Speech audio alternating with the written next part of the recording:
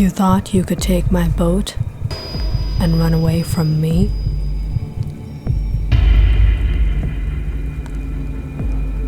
No. Please, let me go.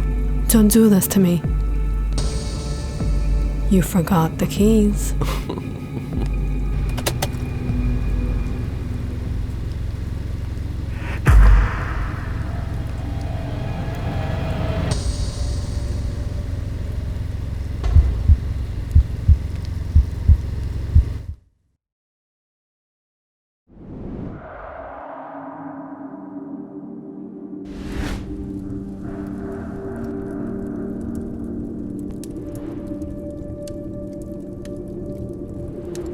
Nolan, it's on the news. Police are investigating the missing people. 3 women so far. What are we going to do? What if people find out about us? We've been lodging here for some time now. We should move before people start getting suspicious. But how will we go in this weather? The snowstorm will hit this area soon. We don't have a choice. At least we have the boat. But before anything, we need to clear out the cabin. We can't leave behind anything that they can trace us by.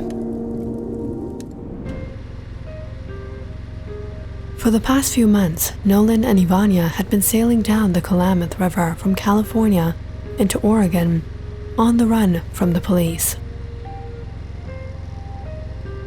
Reaching near Klamath Falls, they rented a cabin and were living under a false identity.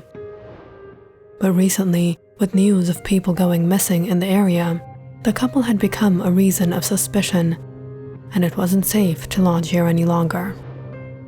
It was the dead of winter, and traveling would be extremely hazardous, but they had to go.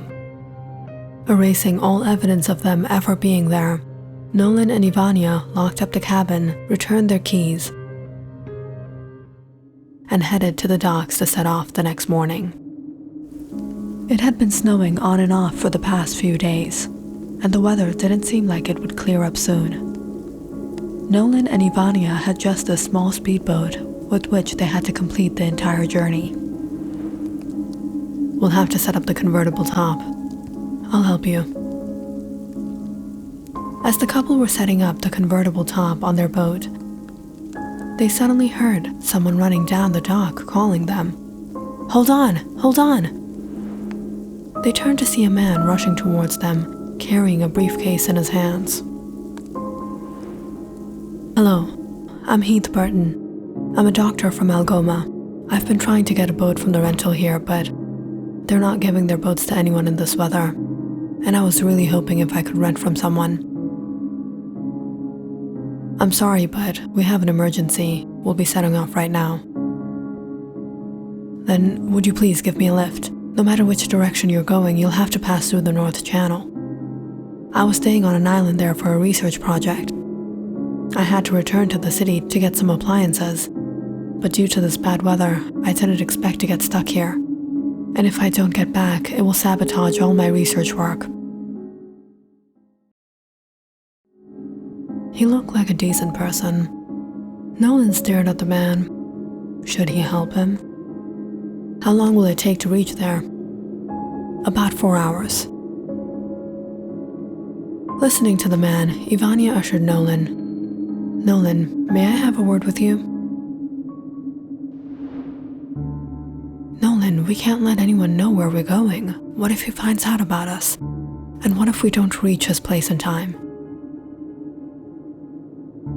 "Don't worry, he won't find out. It'll take over a day to reach our destination, and we'll be dropping him off after 4 hours. I hope you know what you're doing." Nolan turned to the man. "All right, get on board." Thank you so much." Moments into settling down, Nolan set sail. The skies were gloomy, and it seemed the weather would only be getting worse. He just hoped they would get through this journey without much trouble. "I'm really fortunate that I found you guys, or else I don't think I would have made it back. People don't usually go in this direction, and then in this weather. But where are you headed to?" The Winter Festival of Lights will be held in the next city. We're going to celebrate there. Strange. I wasn't aware of a winter festival going on. Throughout the morning, the three sailed down the river with little turbulence. But sometime in the afternoon, the wind started to pick up and the snow got heavier. Heath looked out as the cold waves grew tall across the river. The woods that surrounded the lake on both sides were covered in a thick layer of snow and frost. He could see the pines rustle in the strong winds. Some branches toppled over on the ground. Not even a single animal could be spotted out in this freezing weather. If it weren't for this convertible top, we wouldn't have been able to survive out here in this weather. Yes, but the currents have slowed us down quite a bit. All of a sudden, the boat took a jolting shake. Heath held onto the seats as the luggages in the back tumbled over and something strange fell out. He stared at shackles and chains on the floor. What was this? The journey turned out long and exhausting. What was to take 4 hours took nearly 7 hours for them to reach, and now it was almost sunset.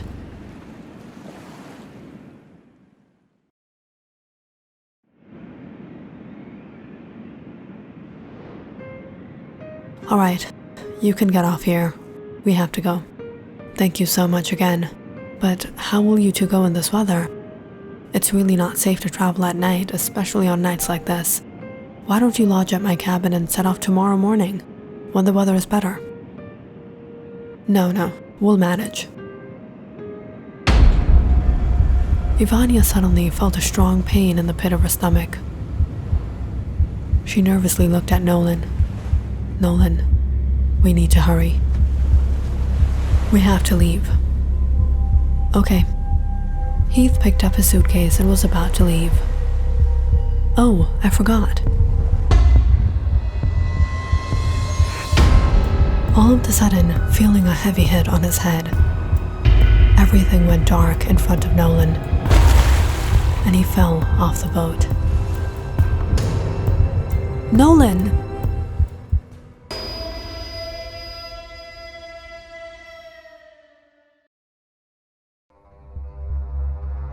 For the past few months, young women had been going missing around Klamath Falls. The Klamath River ran along the city, bordered by some small towns and numerous islets. Heath Burton then traveled out here, far from populace, and lodged in a cabin on one of these uninhabited islands. He was a medical doctor, but had an overwhelming obsession for women. This islet had become his safe haven, from where he traveled to town, sometimes alluring or sometimes abducting young women and bringing them back here to play his own dirty games and experiments.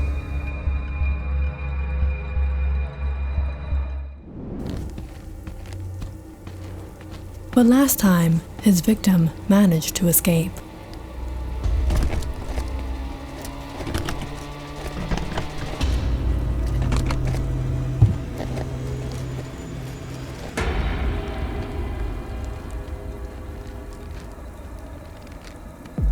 You thought you could take my boat and run away from me?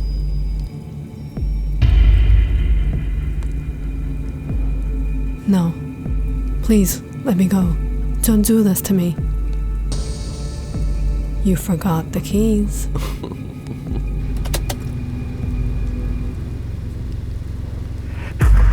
The young woman had managed to hit Heath over the head and render him unconscious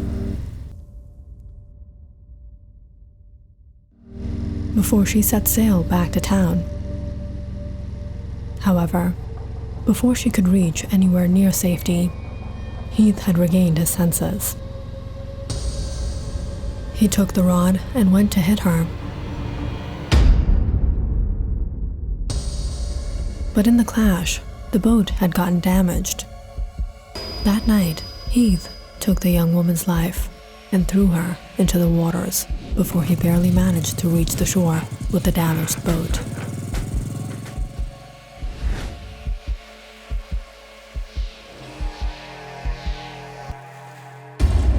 I need another boat.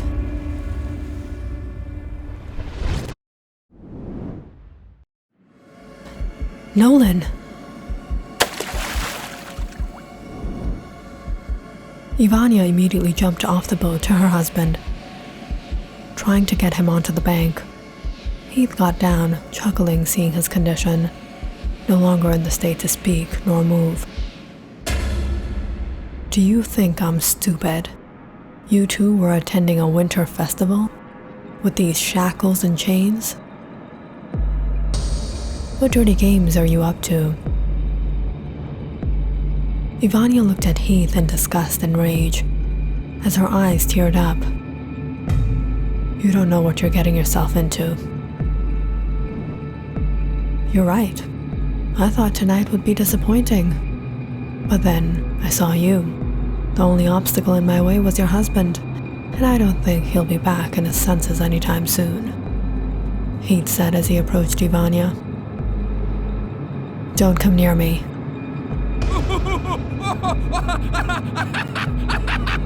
As Heath laughed, Ivanya got up and ran into the forest. Good. Run. Otherwise, it's not fun. Running after Ivanya, Heath laughed menacingly.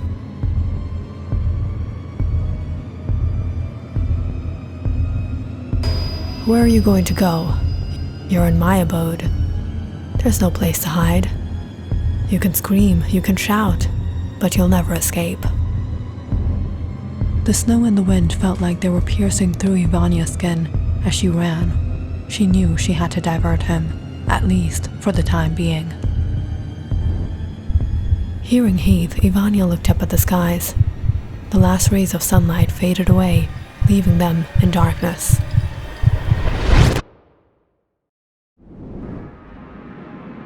Heath had been running through the pines, searching for Ivanya. Where are you? It's only time till I find you.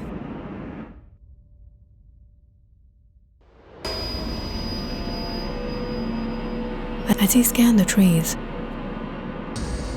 his eyes stopped at seeing her. He chuckled in surprise. Ivanya stood still in her place. Not a word, not a movement. So you finally come to your senses. He walked towards her, but just as he was to get hold of her,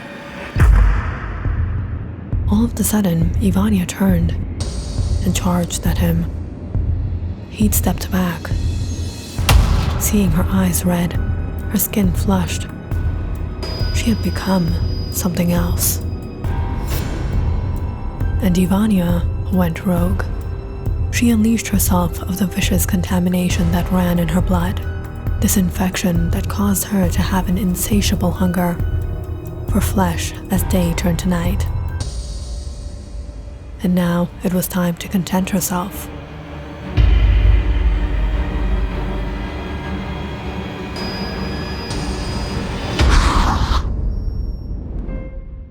Ivanya and Nolan both worked at BI Pharmaceuticals in California.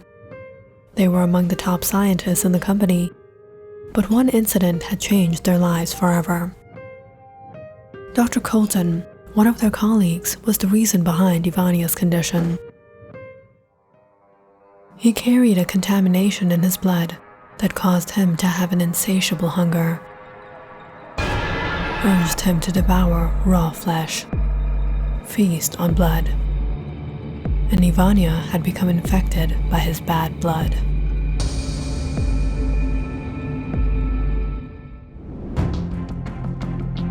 Since then, she and Nolan have been on the run, fleeing from people, not to save themselves, but to save others from Ivanya.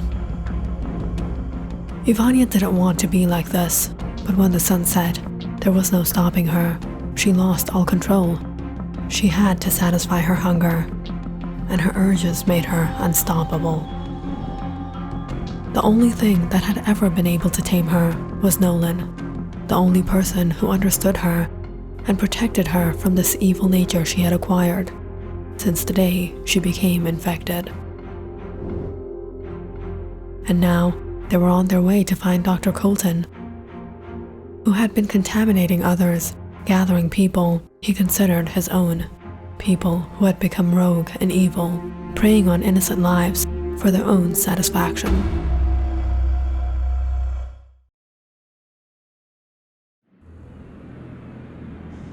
Having returned to his senses, Nolan got up panicked to realize Ivanya wasn't with him. Where is she?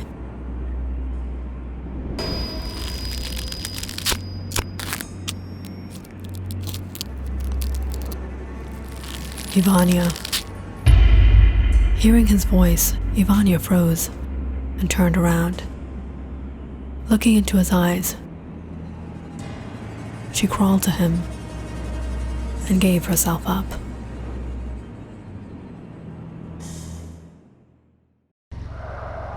Early the next morning, Ivanya woke up. She was on the boat. Once again, staring at the blood all over her clothes. What had she done? Nolan, she called, trembling. Don't worry. Everything will be fine. We've reached Dr. Colton's island.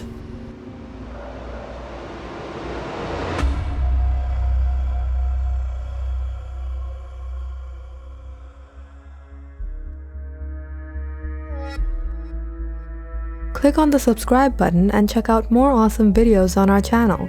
And don't forget to press the bell icon because you know it's interesting.